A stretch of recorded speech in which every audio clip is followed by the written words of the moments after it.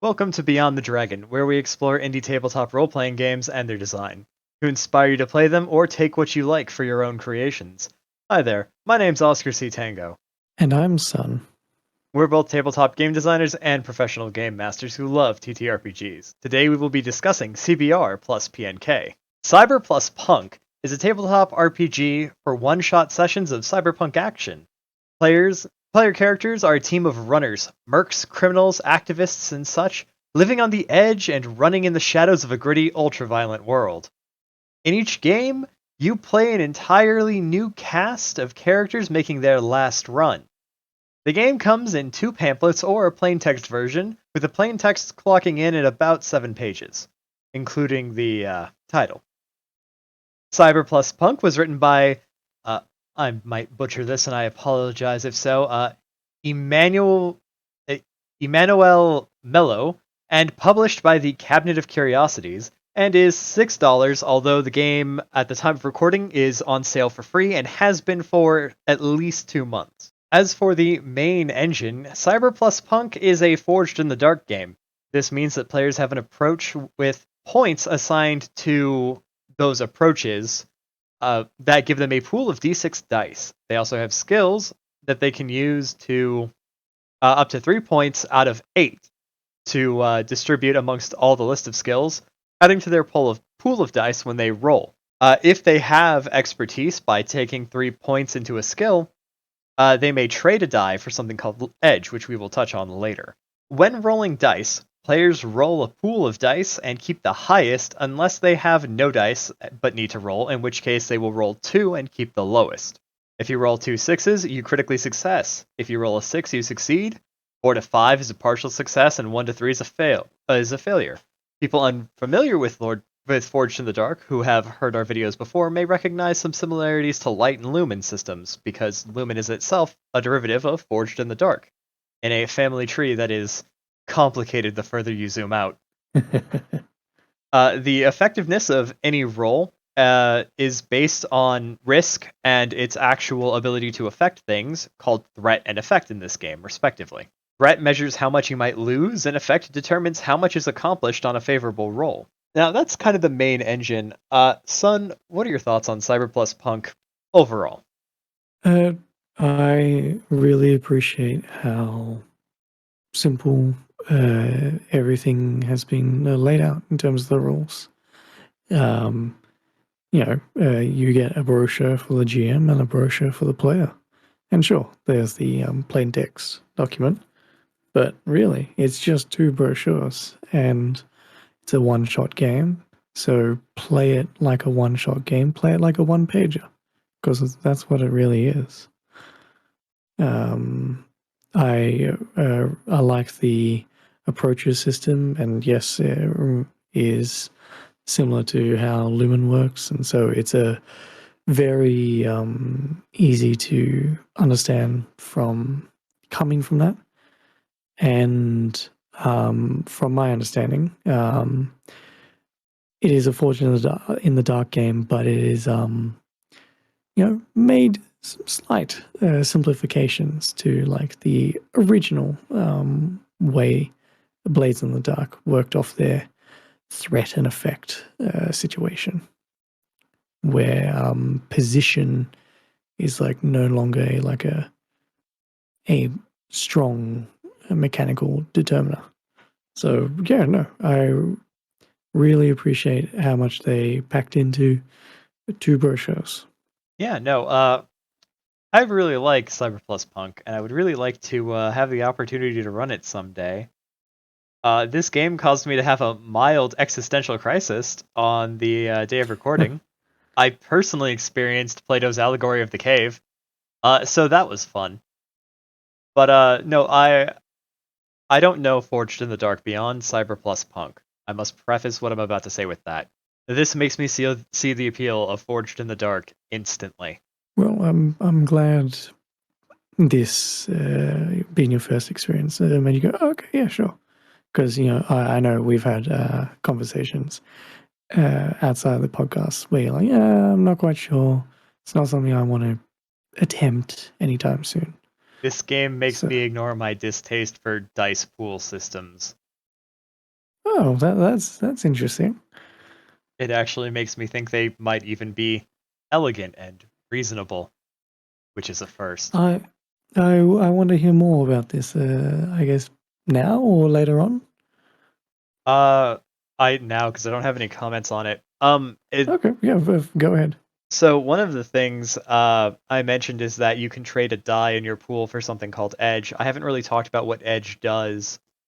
I haven't really talked about what Edge is, but it is a way to increase your effect. So, trading your odds of success for stronger effects is an excellent risk reward thing. You can also decrease threat with Edge, I believe, because you can adjust threat and edge. You can lower edge and increase threat, or vice versa, or lower them both, or raise them both. Your meaning effect and threat, not edge. Oh yes, I'm You sorry. use it. Yeah. Yeah, no, you can lower effect and threat with edge. A lot of ease in that. And I like the fact that this not only allows you to drop your odds of success for a better result. I think that's a good mechanic in and of itself. Like however you apply it, I think that the D6 dice thing makes makes it a very clear like this is exactly what I'm doing. Yeah, like throw out a dice and increase your effect. So, a lower chance of succeeding. But if you do succeed, then the effect will be much greater. Or if you want to decrease the threat, lower your chances by at least, you know, there's less chance of it going totally wrong. Yeah, I definitely like how they've played around with the dice pool. And since we are talking a little bit about the dice pool, I do like how similar to the light, where they have like the dark die. I like the glitch die that they have with this dice pool. Then should we move into supporting features and discuss things that we think support the game mechanically? Yeah, well, why not? So, because you have been enamored by Fortune in the Dark, do you want to go first, or shall we just go straight with my You glitch mentioned die? glitch. I think you have to talk about it. Yeah. So, glitch die. Um, glitch can come in different forms, but really, what glitching is a potentially a item that you have, or a different effect where you become overwhelmed based on consequences. In any sort of sense, when you would be rolling and you're glitching, one of your dice is turned into a glitch die. So if you're playing on an actual tabletop, change the die and make a different color. But that die now, if it rolls a 1 to 3, ignore the rest of the dice. That is a consequence, just straight up. And I just like that simplicity on how it just tweaks the odds of the dice pool, and in a very clear way too. It's like because I have glitch, there's a 50% chance now that things are going to go screwy. What are your thoughts? No, I do like glitch. I like that it adds a succeed but fail option. And especially the places where glitch comes in, you are explicitly choosing to take that risk because anywhere where you're rolling with a glitch, you have taken a noticeable benefit that increases your dice pool in some way. Indeed. Well, why don't we go back to you with the fact that you're enamored by this? Well, what stood out? You think that aids in cyberpunk? Uh, Progress bars. So for those unfamiliar with the family tree involving Forged in the Dark that I've had arguments about where Forged sits in what I propose to be the family tree and what others do. Progress bars are a reference to something other people may recognize as clocks. Clocks are a certain number of segments that basically are used to mark progress towards a goal, be it yours or your enemy's. In this game, it's just squares on a bar. rather than a circle in pie slices. The difference doesn't really matter. It's just a shape. But progress bars in Cyberpunk specifically are very versatile. They can be used to track the danger of what you are facing. So, for instance, if you have a group of gangers or maybe the cops are closing in on you, every time you fail, the GM can mark a progress of the enemy, and depending on how big of a threat they are, they'll get closer and closer and closer to what they want. Or, conversely, if you are going up against the cops and you're trying to escape them, every time you mark a dot, you mark as many dots as you have effect, and that is your progress in getting away from the cops. And so it's a very versatile. It can be used to mean your enemy closing in, you getting away. They can even be paired against each other to race, so that how many effect you're getting versus how many threat you're taking significantly changes how things are going. For instance, if you're trying to hack something and someone else is also trying to steal the data, or someone is trying to block you from hacking that system, it's usable for any kind of situation where it's not going to be resolved in a single scene or role. And I like it. It's versatile, it's simple, and it is incredibly quick to explain and clear to anyone. Yeah, I really like just clocks in general, and making them progress bars just leans into the genre of the cyberpunk, and how it's presented here reminds me how I use them basically for objectives or challenges. This is in a way the health of a challenge that you're trying to overcome potentially, and how I see clocks being used most effectively is just put them in front of the players. The players are aware of the clocks ticking up and down. It allows them to act in a way like meta knowledge and all that, but I think it is a boon to the gameplay. And Like I mean, the player characters may not be directly aware that the alarm system is at 5 out of 8, but they are aware that they're on high alert, and any more screw ups is probably dooming them. yeah, exactly. In the narrative, if the clock is ticking up, sure, you can have they don't know the exact number, but it should absolutely have a distinct narrative effect right then and there. Hmm.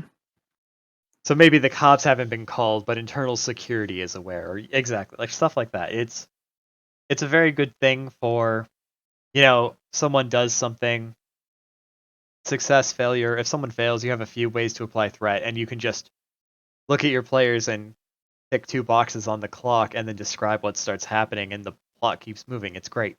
You can even have a clock go up and then player effects make the clock go back down instead of an opposed race clock. All sorts of crazy things. What about you, son? What is your next supporting feature that you'd like to highlight?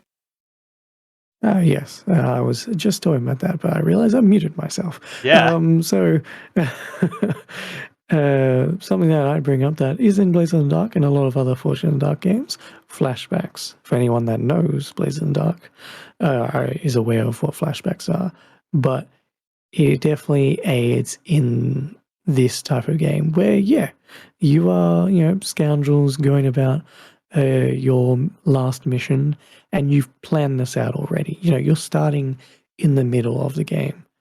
You've dealt with all the little fiddly bits, and as you're playing this game out, you maybe something occurs where you want to try to overcome it, but technically, you would have had to have planned this at the beginning. It's like, oh yeah, I'm aware of this. Well, you've done that, but we just skipped over that. We can do a flashback. You can take some stress, and then tell us how you overcome this, or how did you plan for this current situation. In a way, it can be like quantum equipment, but there's something else for that, and we'll get onto that later. It's goes in that like montage style that you see in a lot of heist movies, and a lot of the time you'll probably be doing heists, so it aids in this type of game easily. Yeah, no, I couldn't agree more. Flashbacks was also on my list, and yeah, no, it means that you don't have to sit here and be like, oh man, are we gonna need like an encryption, a decryption unit? It's like no, when you get to it, it's like you need to decrypt this code to break into the door and steal the files. Then you just someone flashbacks and like, yeah, I prepped for this. Yeah, I paid off the guard, or the guard that was on today. I spiked their tires so they couldn't make it today. Like I paid someone for a cloned key card, like a former disgruntled employee. Yeah, there you mark a cost and then you get something to help you deal with the obstacle in front of you. It's fantastic. Yeah, and there is a scaling thing. Like if the GM and the group think it's a fairly standard rote flashback, then yeah, sure, just a single unit of stress. But maybe it's more elaborate, then yeah, you probably need to spend a lot more. What about you? As for my final supporting feature, I would have to go for the consequence system. So when you fail, you take a consequence, and when you partially succeed, you succeed, but there is a consequence. So consequences can be incredibly specific. For instance, if you're using equipment or glitched items, or you're suffering certain conditions, specifically one called overloaded, there can be unique consequences, but overall, consequences are very narratively focused. You reduce the effect of the succeeding player.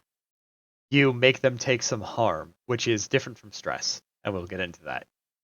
You add in dangerous progress bars, for instance, security catching up, the dogs being set loose, things like that. You change the situation or put the players in a worse position. It makes focusing on the narrative of what's happening directly as a consequence of players' actions important. Players can try to resist these consequences with items or approaches and then roll to see what happens, and there's a number of different possibilities and an entire table for that. But yeah, so players won't be able to avoid consequences eternally because eventually, if they keep rolling low enough, it's going to catch up with them. Yeah, uh, definitely like that. And catching up with them leads into my last thing on taking stress to do special things. I like the concept where you can do cool things, but it takes a resource that is generally tied to stamina, your well-being. Uh, so you can only do so much before either need to take a break, or it becomes detrimental uh, to your being. And stress in this game, yeah, consider it kind of like stamina. And you can spend stress to do a couple things, um, like pushing, where you can basically manipulate your dice pool whenever you're trying to attempt something to add a die, or maybe increase the effort, or maybe you want to assist a player in doing something, or you can spend some stress to assist a player, but now if they screw up, you're going to face the consequences as well. Or maybe you want to aid a player in a different way, where you set up an action, so you do something that will then aid the player whenever they try to attempt something, providing cover, distracting an enemy. And yes, there's a flashback system. In this sense, it's kind of used as like a meta currency. I really like stress, and it goes into that concept of these scoundrels just trying to get through this mission, and they're going to slowly, maybe even quickly, accrue harm in different ways, maybe physical, maybe in meta or mental, and by the end of it, not all of them are going to be unscathed in some manner. Very true. I actually had that on the later part. so I don't have much to say Oh, for now. yeah. Well, that we can talk about that in the next Yeah, no, section too. we'll touch on this again. That said, Yes.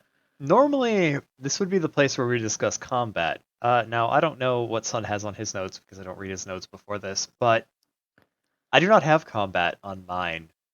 Cyber plus Punk does not really do combat in a distinct way. It's there, but it's not combat as based on the previous games we've done. You would recognize it. So that's actually something really interesting about this game. And so just to kind of go into that a little bit, combat isn't a main mechanical focus. It's about narrative approach and consequence.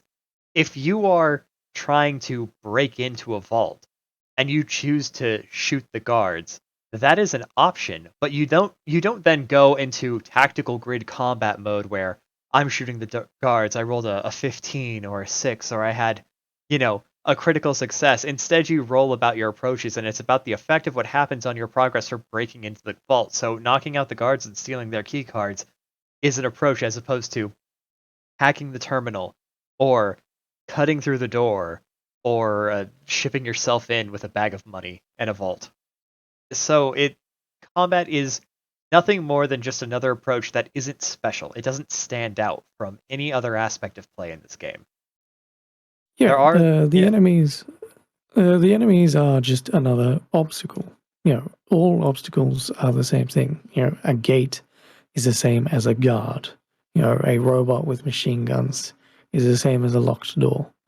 And in some instances, all these enemies, if they're not important or a significant threat, they're goons and they can be dealt with a single success. Or if you think they are necessary, give them a progress bar like any other objective. yep, exactly. And it's great. It means that this isn't this made me realize how many games are combat games because this section is normally called combat. In our actual structured notes for this podcast, this is called combat. This game does not do combat like that, and so I realized that we just discussed the most mechanically complex part of a game besides its core system here. And I have a lot of notes because of that, because this I go much more into depth than how the game works here, so I'm going to discuss that now before I start repeating myself. There are two health bars, as Sun mentioned before, physical health and then stress. Specifically, in this game, they're called stress and harm, and in order to see where they are on your character, you are going to need the pamphlet for players because that includes the character sheet. Harm is physical injury. It reduces your abilities by applying penalties, such as reducing your effectiveness and reducing the number of dice in your pool, before eventually just making it so that you can only act by marking stress, called pushing. Stress, on the other hand, is a ticking clock to a state called overload. Overload, it makes an approach glitchy, just that entire approach. It adds a and so here's where I describe glitches. It adds a die that can cause consequence on a 1 to 3, even if you succeed. It can only be cleared by taking a breather, which is the rest mechanic. Taking a breather lets you clear stress and ignore low levels of harm, or ignore low levels of harm, as well as clear overload, depending on your role when you're taking a breather. Uh, the reason why it's not a combat section is because combat is the same thing as opening a door, sneaking into a building, or piloting a helicopter. It's about how you approach it, and it doesn't have any special rules about it. It's just, oh, I'm going to go into combat now. I'm choosing this approach. I have these skills and this equipment. It gives me a pool of this much. Here's my d6s. Oh, look, I rolled nothing higher than a 3. I guess I failed. But so you can use Edge, as I mentioned before, to rebalance how threat and effect works. Threat and effect are set to a default of 2 each. They can be both raised or lowered simultaneously. Sometimes you take a bigger risk for a bigger effect. Lower the risk, keep your effect if you have some edge. It's very focused on getting the upper hand on what you're doing in this moment, in any situation. Playing for your team's strength and compensating for their weaknesses. You can die from harm, though. 4 harm is always lethal, and when you can't put harm in any boxes, because there's, I believe, 6 boxes in total with 4 levels of harm, you die anyways. Harm reduces effect and, like I said, can take away dice from your pool. And at the final level before death, you can only, again, act by marking stress, which is called pushing. And this is where I was going to go into all those special actions you mentioned. Yeah. So, Well, oh yeah, go. there's also another thing. Do you have resistance or resisting harm? I do not. Or if I Okay. do, it's because I mentioned it a little bit before with how players can resist consequences. Yeah. I didn't go into depth about that. Please do. Well, yes. This is another way you can spend all that lovely stress. If you want to reduce or avoid a consequence, declare how you do it and roll the appropriate approach. And if you get a crit, too easy. You clear 2 stress on a 6. Nice, solid. You mark 1 stress instead. 4 to 5, not bad. Mark 2 stress, and 1 to 3, close call. Mark 3 stress. So this is just a way to be like, nope, don't want that harm. Nope, want to lessen or avoid that consequence entirely. I'm just going to basically take stress damage instead. Just another way to show your lucky scoundrels getting through all these obstacles and eventually going to overload with accruing so much stress. Yep, and which is why I said eventually it will catch up with you because overload will provide a glitch. Inevitably. The moment you overload, that approach is glitched for the rest of the run until you clear. But overload also gives you an edge, so things be wild. It's definitely a game of rising stakes. Indeed, indeed. Honestly, that's all I really have for combat stuff. Yeah, no, on my end, I just had all the things. Pushing is a special action that adds a die or effect in exchange for 2 stress. Assist, mark 1 stress, taking consequences for somebody else.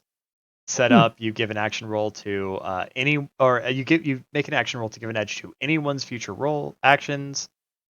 Lead the group, everyone makes an action roll, and then the leader marks a stress for each failure, and everyone takes any consequences that happen, but you take the best result, giving you the best chance of success in exchange for the leader's stress. And finally, Yeah. protecting someone, you can take their consequences. So if you really need your safecracker to not die, you can keep them from not dying, which is fantastic.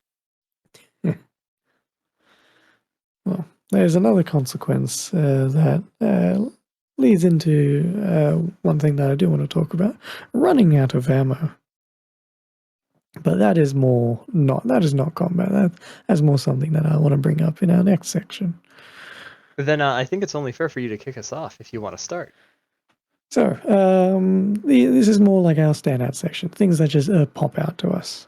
And the thing that pops out to me is gear, how inventory kind of works in this game.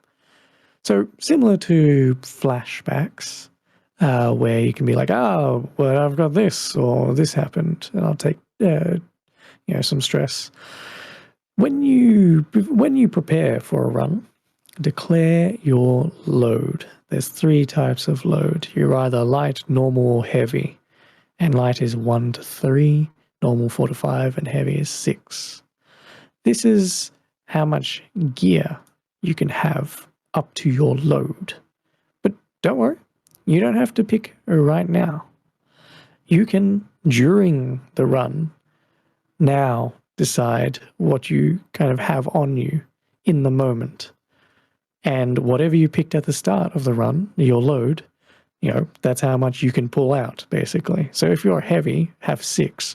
You can pull out up to 6, load worth of items. A blade or 2 is, 1. A large heavy weapon that costs 2 load. Spare parts 1.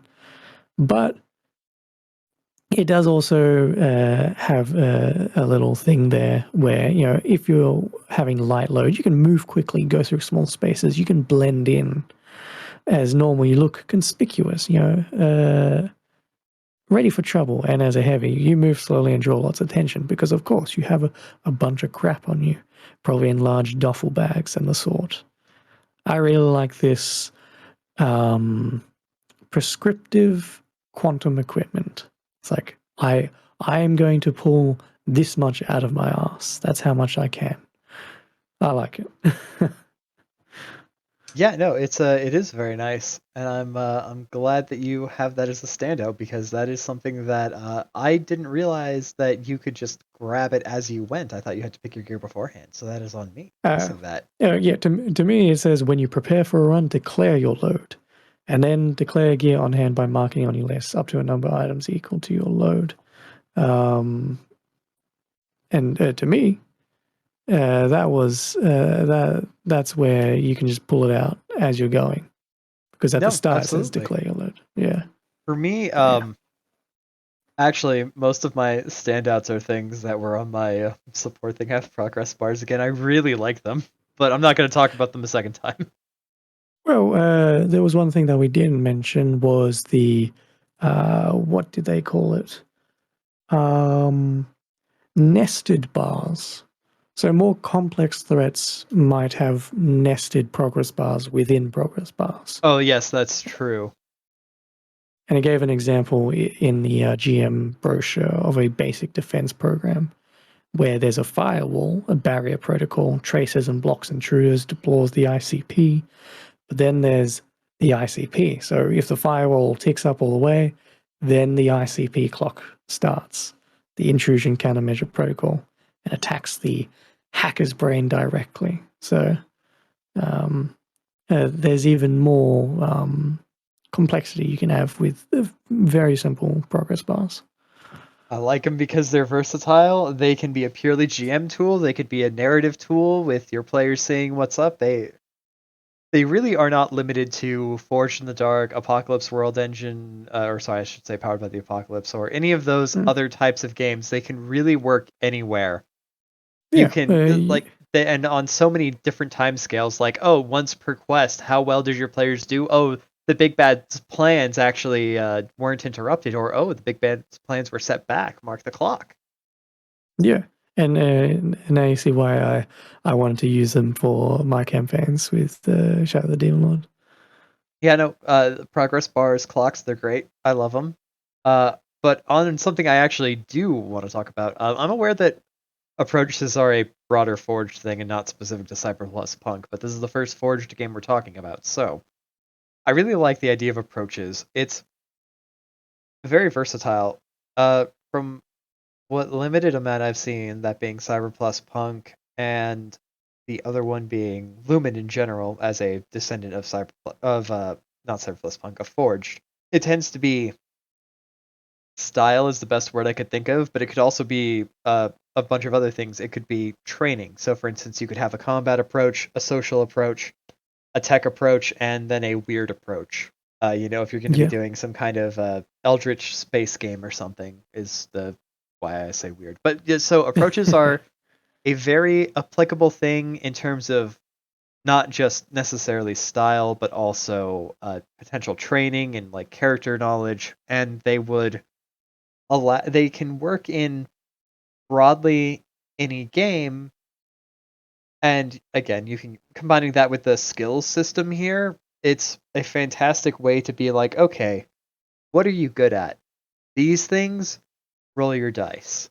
Yeah, like approaches is really useful for when all the player characters are all going to be in some way proficient enough in this thing that we're all playing. You're runners. Of course, you're going to be good at running. But how do you do your running? Exactly. Yeah. Yeah, no, it's such a flexible way to replace the concept of stats because the 4, 6, 5, however many you personally choose to use, are fairly limiting in comparison. And Because of it's course, we very. do Oh, have skills. yeah, we do have skills. There are skills Yeah. here. but it's a minor thing and mostly just used for adding to the dice pool and then potentially an edge. Do you have any other standouts? I really enjoy the visual presentation of the rules. I love the fact that they've just slapped it all within 2 brochures and given an option for a more traditional way of reading the rules. But with the brochure, there's little mini flowcharts.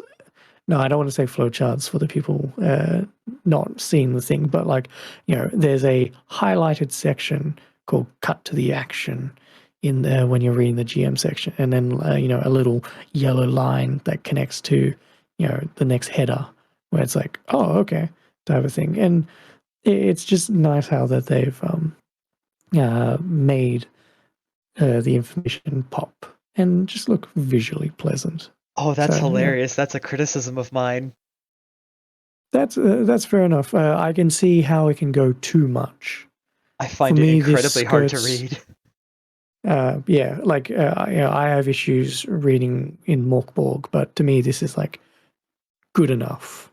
For me, it's specifically the shade of yellow, and then they also have the yellow with white lines on some of the text, and that shade of yellow mixed with that shade of white genuinely actually makes it hard for me to see. Fair enough. So a slightly different shade would be perfect, but the very bright construction worker shade of yellow they chose makes it very hard for me to read the pamphlets. I have to read plain text, but you can't just read plain text because, as I said, if you're a player, you need to have the player pamphlet because that has your stress and your harm, as well as a pretty solid depiction of gear, which was all very hard for me to read.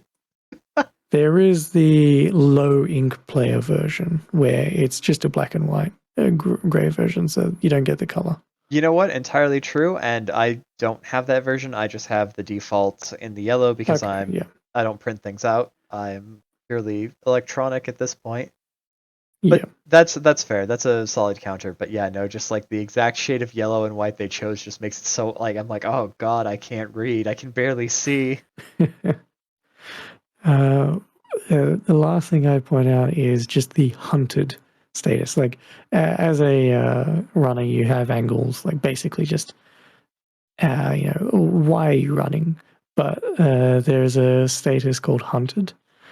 And it's a very small thing, but I like that it's just in there. Basically, if you have the status hunted, you have an enemy that is not included in this job at all, and as a consequence for maybe attracting attention, if you have the hunted tag, the GM or maybe the hunter has found you, and now that is a extra obstacle that you have brought to your group to now deal with. It's a small thing, but I like it. No, and I one agree. of the things, one of the things you can get cyberware, and it's one way of how do you get this cyberware? If you want to get more, you pick a drawback, and one of them is you didn't pay for it. You're being hunted now, so you can get more armor, can get some cool stuff, but now there's a chance that you're bringing in a new enemy when a consequence occurs. Yeah, and the angle thing, hunted and angles both are fantastic ways to get people to buy into the fiction of the game immediately, because angle says, why the hell are you here? Why are you doing this job? And you have a reason. Mm. And then with hunted, it's you choose who is hunting you, even when you don't have the hunted status, just so that the GM can be like, oh, you're hunted now? Guess who's coming after you? It's the drug lord you owe money to. Yeah. And introducing a third element that definitely wants to fuck you and can therefore actively choose to make the job harder by alerting the other people that you are going against is such a great tool for just absolutely throwing a wrench in players' plans. Yeah. And we should mention, at the start of the game, the GM should have a couple objectives for the players to choose from. A mission objective, and then the GM should detail a couple locations and all that stuff. But the players choose an objective, and then afterwards, taking note of the angles and the hunted status, yeah, you all talk about enemy gangs, corporations, and allies to make the run more personal, which in this instance, we're talking about the hunted, then allows, the enemies from the players to then come up in the game when they're not even part of the initial objective. Yeah, fun fact about the objective thing. There is a series of 4 tables, each with 2 sections on them for D6 dice rolls. Assuming my math is right, the amount of different unique combinations for missions you will have is over 1.6 million, so don't worry about running out of things to do if you decide you want to run a bunch of one-shots with this. The dice say that you will have many, many games. Oh boy, I'm glad you did the math there. Basically, you just have 16 different results on 4 sets of D6 tables. But yes, No, it's 12 sets of results on 4 different tables. 12. Wait. Oh, Because it's okay. 2 sets of 6. Oh, yep. Fair enough. But yeah. But yeah. Anything else? I mean, I like flashbacks. I like that it lets people trade a resource for backtracking and help. I'm not sure if I would use it personally, but I saw this feature and said, "Oh, this is fucking sick. I love it." But I guess that becomes criticisms. We already know my biggest one: the shade of yellow chosen. For me, honestly, I don't have anything really to any quirks or anything that I have. I like the use of iconography and the like. Maybe and this might be just from my own ignorance, but a example. No, scratch that. I know there is an example mission, but I do not have it on me. I also don't have honestly, it. Pardon? Oh, I also don't have it. I didn't even know there was an example mission. Yeah, I think that I believe there is, and I know there is a Kickstarter for like a larger production of stuff like physical and some extra stuff. But yeah, we're using the free Cyber itch plus stuff. Punk augmented. Yeah, but honestly, no. I'm gonna be kind of boring and just say no. I don't have any criticisms. I like just how concise it is. It's a 2 brochure game, and it does its brochureness well. On my end, I want to amend something about my statement on the shade of yellow complaint. One, that's entirely a personal thing. I have trouble with with the color yellow specifically. I'm not quite colorblind, but I'm fucking close. I'm also someone who publishes games with no art, so clearly I don't understand what style and fashion are about. So, take my complaint as A, someone who's not quite but is nearly colorblind, and B, as someone who doesn't use art. That being said, I do have one other thing. A warning for some people. This is not a bad thing about the game, it is about the nature of the game itself as a neutral thing and how it may not be for you. I know there are people who like games where everything is tracked specifically, and that tells you what to do with your items. This game doesn't do that. You tell the GM how the items help you, or at least you make a case for how they, in the narrative, help you do your thing. Some people will not find that to their tastes. I know I have players who absolutely hate that kind of shit. And I'm not calling it shit, that's just things they've said to me. That's a quote. I hate this shit. I hate it when games do this, and I'm like, yeah, okay, fair enough.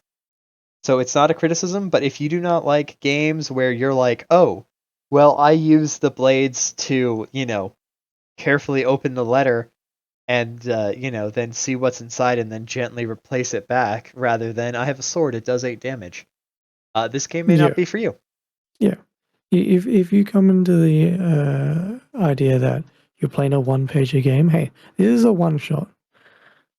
They're not going to have all the rules laid out for you. You're playing, scoundrels on a last mission heist or big job. you're not here tracking how much damage your weapons do and what they, the ranges and the like. This is fast-paced action. You So make up yeah, what your cyberware does. It doesn't give exactly. you a list of cyberware. That is the most like focused explanation of what I'm talking about I can give. Yes, that's a good example. Yeah. But So very yeah. freeform. So committing robbery and designing games. Would you like to start? Yeah, I will continue to take this stuff, just the approaches that is found in Light and Lumen games. I love flashbacks, and when I have the opportunity to use them, I will definitely use them. And I like Cyber Plus Punk as a great example for me. If I wanted to instead not make a Lumen game, but make a Forged in the Dark game, of course, I'd look at Blaze in the Dark, but I would maybe even dip my toes in with just making, a hack or just use the Cyber Plus Punk rules and make my own tweaks. No, that does make sense.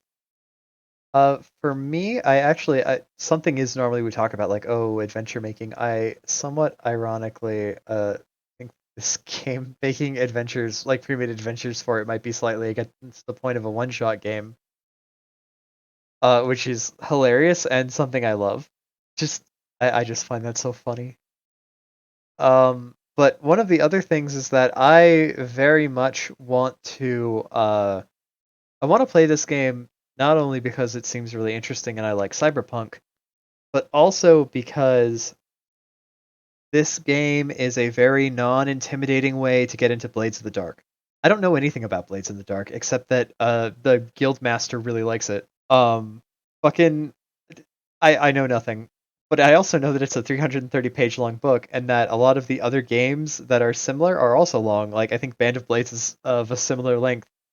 This is 7 pages and it's not very complicated to grasp. It's really easy to come to terms with, and I feel like having played this or having run this, I would be able to read other Forged in the Dark or Blades in the Dark games and come at them from an informed perspective when it comes to learning them. I think that's definitely a good way of looking at it. Yeah. A very easy way to enter into the Forge and Dark space.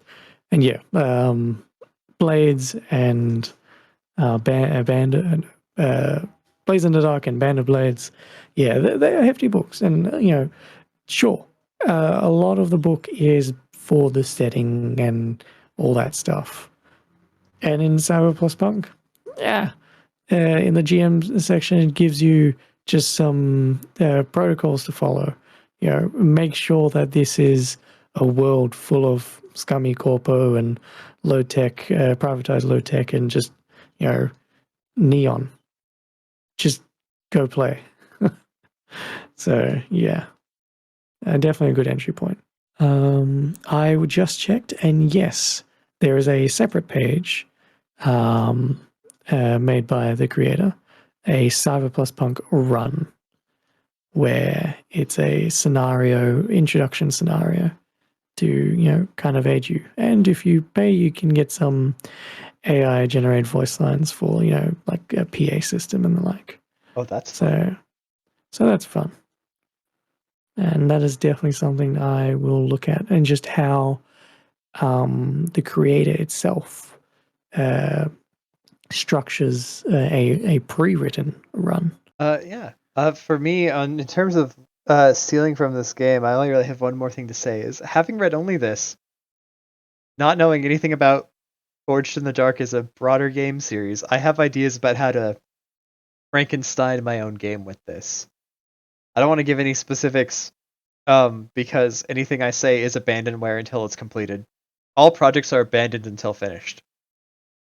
Uh, but the versatility of pools and approaches, along with the great use of progress bars, I could think of uh, maybe not one shot, but like single adventure style games, or maybe even some longer things if I read some of the longer books that give more specifics about how to play them beyond just running a single job. Because, like I said, approaches can be many things, from style or attitude to method or a specific form of training. And with a simple skill system, I think that you could make it. I can see why so many people made Forged in the Dark games, because it seems very flexible to do what you want it to do. Yep. So we both really enjoyed what we read from CBR+PNK, and I'm happy to hear that it was an eye-opening experience for you. Yeah, it was great. Yeah. So I look forward to your future thoughts on any other Forged in the Dark games that we might uncover. I'm also excited to learn more Forged in the Dark games. Hopefully, we can find some ones that are sub 100 pages for our normal podcast stuff. Yeah. So, do you have anything else to say? No, honestly, a nice, concise game. It's good stuff. Concise game, concise episode for us at least. All right. Well, then, with that, I would like to thank you all for joining us today as we looked at CBR+PNK. Join us next time for more indie tabletop discussion and design. I've been Oscar C. Tango, and joining me has been Sun Gone. You can find me at sungone_ on Twitter, sun on starplane.games, and sungone on itch.io. And you can find me at Stranded TTRPG on Twitter, Oscar C. Tango on startplaying.games, and Stranded Publishing on itch. You can find all of those links in the description. And remember, don't be afraid to adventure beyond the dragon.